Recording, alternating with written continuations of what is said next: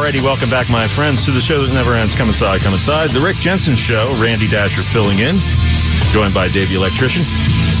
If you'd like to call into the program, still plenty of time. 302-529-1017. 302-529-1017. Before we took the break, we were, discussing some gun issues. There's always, it's always in the news. I remember one day I got a knock at my door, and it was a woman running for the Pennsylvania House of Representatives, and she was a Democrat. Now You shot her? And so I shot her. I didn't tell anybody. But harsh. Yeah.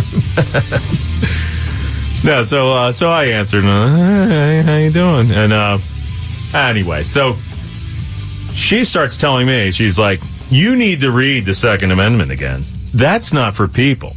That's for the militia." And I went, no. Why would they write the Bill of Rights? Why would they have 9 rights in the Bill of Rights for individual rights and then 1 for the Army? Why would they go, oh, and here's another right, the Army? So it's not. To anybody, I just answered the question for you. It's not. If the other ones are individual rights, why would one of them be for an Army? Why would they do that? Come on. Figure it out. This is supposed to be a very, very, very intelligent woman. So I have heard this other thing, and this is very brief. And we actually have somebody. Let's go to the phones first. That's more important than any dopey thing I'm going to play on tape. Hey, Keith, how are you? Welcome to the show. How you doing there? Okay, Randy, how you doing there? I'm wonderful, thank you. I've never heard you before, but I've been listening to you for the past hour because I deliver mail to Smyrna, Delaware, back to Newcastle. And first, when I heard you, I said, it's just a relief to hear normal talk show radio. Oh, thank you. And just talking about anything, normal things except politics and all of that crazy stuff. And I'm really enjoying your show. It's just good it's refreshing to hear you. Thank you. I appreciate it very, very, very much for your kind words. I didn't want to talk about anything. I'm just letting you know you're doing a great job. Just talking. When I first started listening, I said, "What is this guy talking about?" Well, he's not talking about any politics, but you're talking about normal stuff, and that's what talk show radio used to be about. Wow, you're making me blush. Yeah, great. Thank you so much, sir. It's great. It's great just listening to you. Awesome. Thank you so much, right. Keith. Hey, I've had plenty of delivery jobs in my life, and that's why I listen to talk radio, because it helped the day go by, man. So, thank you. It does, and you definitely helped my day go by. Thank you, Keith. All right, take care, sir. All righty. All right, bye-bye. Yep. That guy's awesome. Yeah. All right, and let's go to Jim in South Jersey wants to speak about Kenneth Keith Kallenbach. Hello, Jim. Welcome to the program.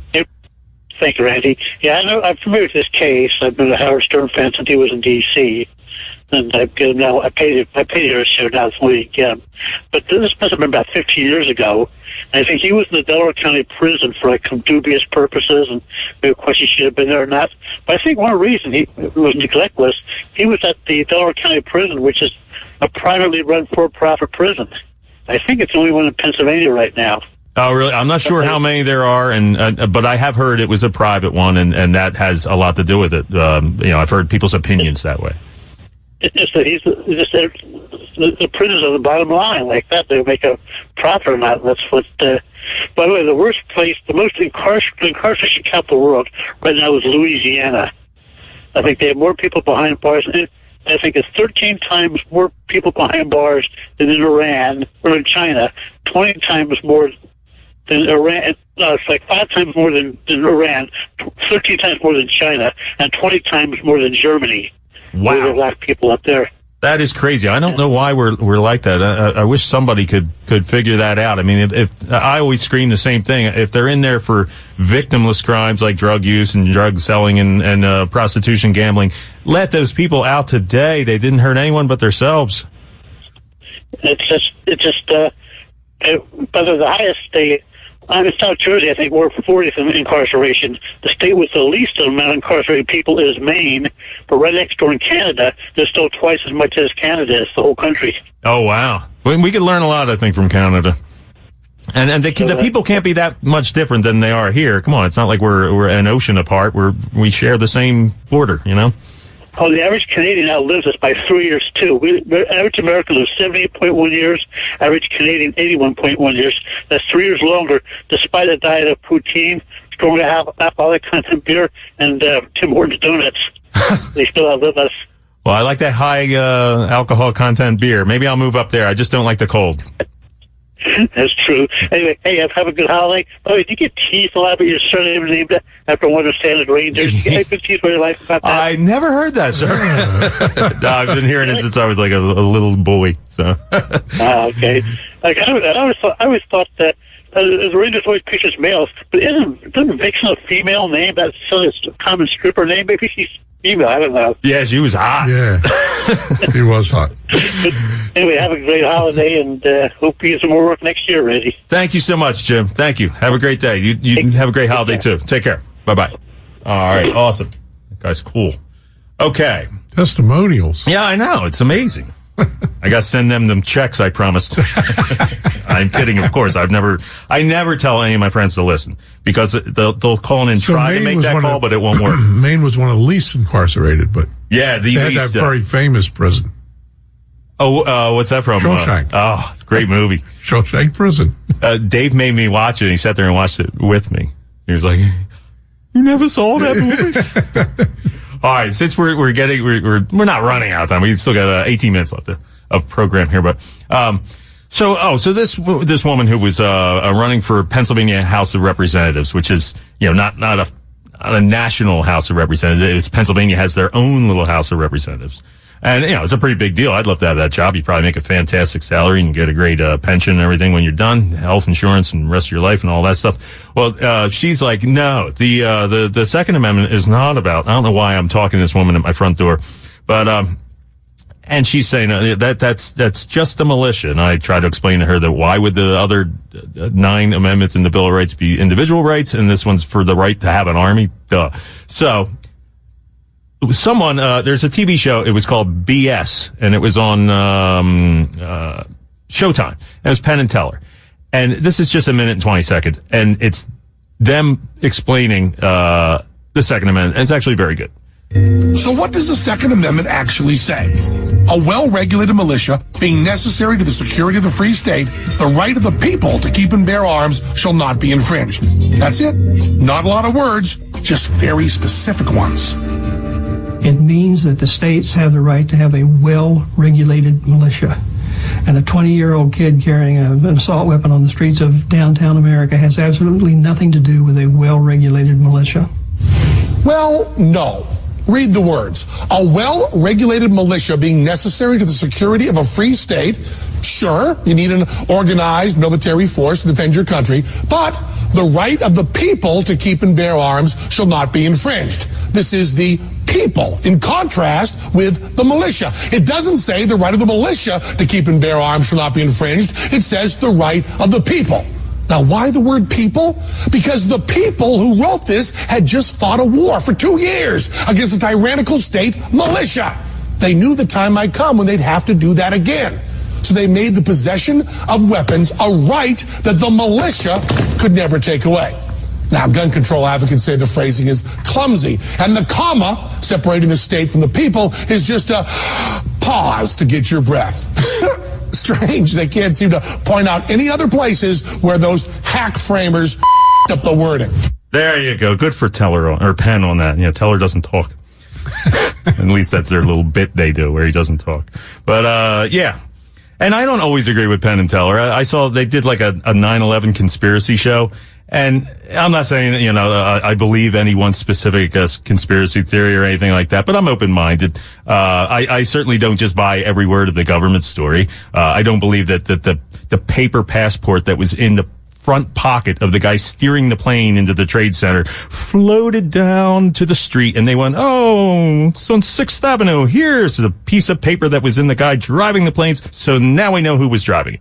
I don't buy into that either. You know what I mean? So it's like, But so then on their show, they, of course, to pull at everyone's heartstrings, they had a New York Fire Department guy who had just lost 300 of his closest friends. They have him as their expert on the government's story, and then they had a guy who truly had some kind of mental problem as the conspiracy guy. The guy was like this rich trust fund kid who was literally standing in a chicken suit and making chicken cackling noises, and get one of the architects and engineers, the 3,000 ones that signed the thing about Building 7. Get one of them as the expert. Don't just take a knee and go, let's get the worst hack to be there, rep, and get the heartstrings guy on the other side. So, I'm not saying I agree with everything Penn and Teller say, but the guy that was flying the plane, was he also driving the plane? Was he also flying it?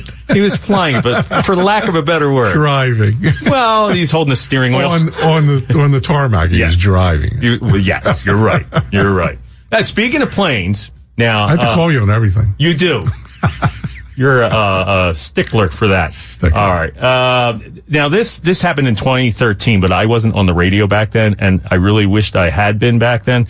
But this fascinates me, and I will just play a second of it. And I'm not playing it for the titillation of the words that they're using, kind of goofing on Asian people. What I'm pointing out is what a train wreck the people are that screened the calls and read this on the news. No one at WDEL would ever be this gullible to read these. And I'm sure you've seen this before, or maybe it's a nice little walk down memory lane.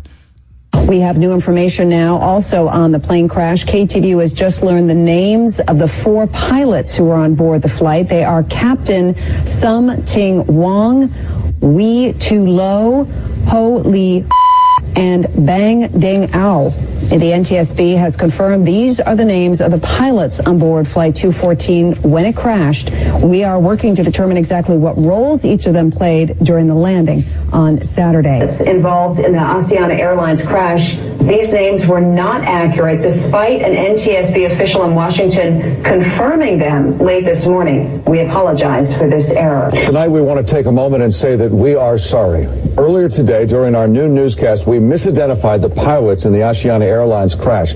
We made several mistakes when we received this information. First of all, we never read the names out loud, phonetically sounding them out. Then during our phone call to the NTSB, where the person confirmed the spellings of the names, we never asked that person to give us their position within the agency.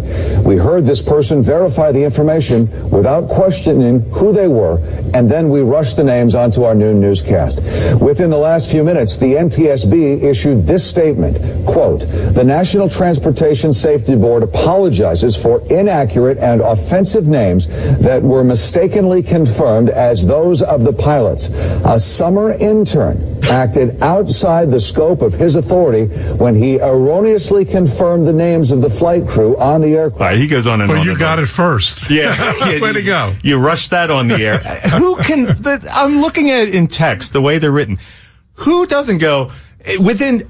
not even a full second and a half second go, yeah, this is like Captain Jenks or somebody, this is clearly a gag. This is somebody that, how gullible do you have to be? And then meanwhile, they just dig themselves deeper in a hole. Well, 19 of us read it. Did you? Funny though. Did you all read it and you all got it wrong? A bunch of people got fired, and deservedly so. Come on. You need to use some common sense. You're a news organization. God, I love working at this brilliant news organization where something like that would never, ever, ever happen, because I work with intelligent people. All right. Fantastic then. Hey, more fun is coming your way here on the Rick Jensen Show. Randy Dasher filling in, joined by Dave the Electrician. Might have time for a couple more calls. 529-1017. That's 529-1017. On 101.7 FM, 1150 AM WDEL. I know that wasn't the most recent thing in the world. Like I said, it was from 2013, but I was screaming, wow, I wish I was on the radio back then. It might have been a fun little thing from the past. Named the region's best talk show by the Associated Press. The Rick Jensen Show will continue in just a moment. Hey, download the WDEL podcast to listen anytime you want. You'll find selected segments from Delaware with Alan Ludell and The Rick Jensen Show on the on-demand tab of WDEL.com. or subscribe to their podcasts free of charge through Apple's podcast app. WDEL podcasts are powered by Stanley Steamer Air Duct Cleaning, Delaware's clean air experts. Call 1-800-STEAMER.